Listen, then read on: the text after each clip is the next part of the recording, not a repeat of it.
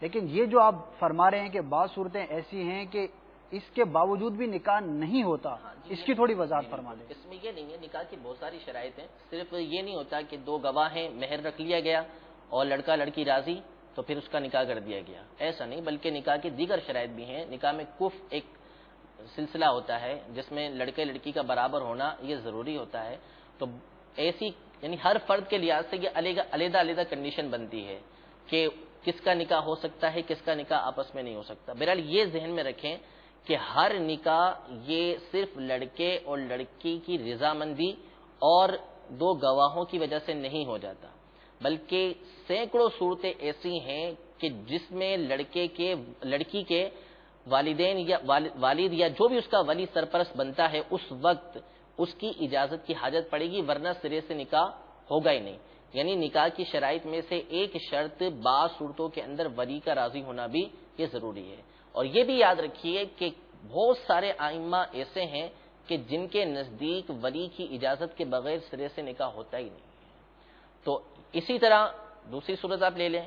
کہ لڑکے اور لڑکی دونوں کو ذہن میں رکھنا چاہیے کہ والدین کبھی بھی کسی اپنی اولاد کا برا نہیں سوچیں گے، وہ ہمیشہ اس کا اچھی جگہ پر ہی نکاح کرنا چاہیں گے، لیکن ساتھ ہی ساتھ والدین کو بھی چاہیے کہ جب وہ اپنے لڑکے یا لڑکی کا نکاح کرنے لگیں تو ایسی جگہ نکاح کریں کہ جہاں ان کے لیے آسانی ہو، جہاں ان کے لیے سہولت ہو، اور آئندہ جو زندگی انہوں نے گزارنی ہے وہ صحیح طریقے سے گزار سکے۔ تو اب تفریط نہیں ہونی چاہیے۔ جی بالکل، ایسا بھی نہیں ہے کہ اب لڑکی کی رضا کی ضرورت ہی نہیں ہے، جیسے ہمارے معاشرے میں بہت ساری جگہ پر ایسا ہوتا ہے کہ 15 سال کی لڑکی ہے، 70 سال کے بوڑھے سے اس کا نکاح کر دیا، تو اس صورت میں بھی نکاح نہیں ہوگا۔ اگر لڑکی بالغہ ہو چکی ہے تو اس کی اجازت ضروری ہے،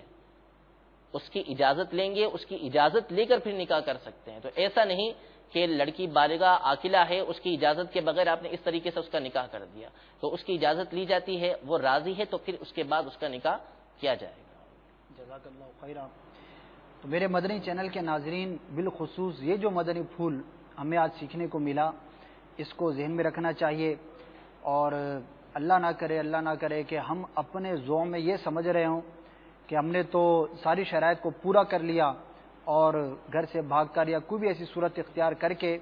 والدین کی سرپرست کی رضا کے بغیر نکاح کر لیا، اور وہ صورت ہمارے ساتھ درپیش تھی کہ جس صورت میں سرپرست کی، والد کی یا کسی اور سرپرست کی رضا ضروری تھی اور وہ نہ پائی گئی اور سرے سے نکاح ہی نہیں ہوا، تو اس کے نتائج پر آپ ہر ذی شعور غور کر سکتا ہے کہ پھر ساری زندگی جس طرح سے بھی گزارے جائیں گے، جو بھی اولاد ہوگی اس کے کیا احکامات ہوں گے، یہ ہر ذی شعور اس کا اندازہ رکھ سکتا ہے۔ اللہ تبارک و تعالی ہمارے تمام اسلامی بھائیوں کو، اسلامی بہنوں کو عقل سلیم نصیب فرمائے، اور جو ایک شریعت مطہرہ نے نکاح سے متعلق آداب بیان فرمائے ہیں، جو سنتیں بیان فرمائی ہیں، ان کا خیال رکھنے کی توفیق عطا فرمائے۔ ہمارے